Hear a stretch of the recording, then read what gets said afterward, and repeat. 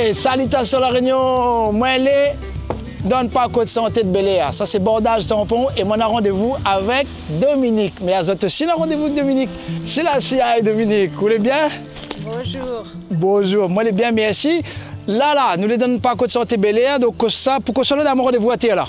Alors, nous la rendez-vous là parce que là, on avait une usine, mais surtout à côté, on avait un camp de travailleurs.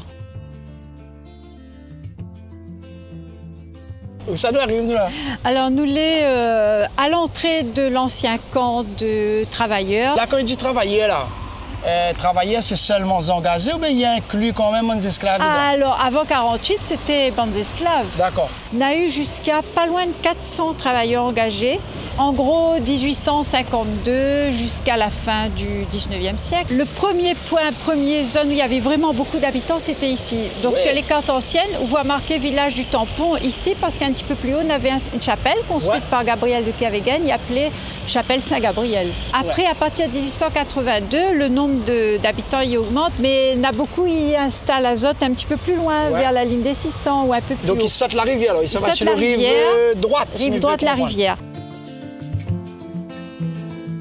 Est-ce qu'on a une autre anecdote où il raconte à moi un petit peu comme ça? Bandes engagées, ils allaient à l'église un petit peu plus haut, mais le père Ognard, c'était une forte personnalité. Il lui arrive à peu près en 1907 ici sur le Tampon.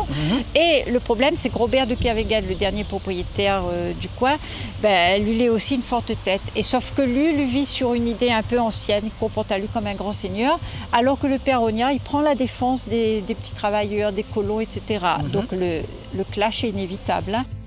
Conseil amène et conseil apporte à bonnes engagées, justement? Il amène surtout le déplacement définitif du centre-ville vers là-bas, vers là où il est maintenant. Voilà, et l'abandon de l'église, parce que le père Ognard va faire construire la nouvelle église du Tampon, là où il est maintenant.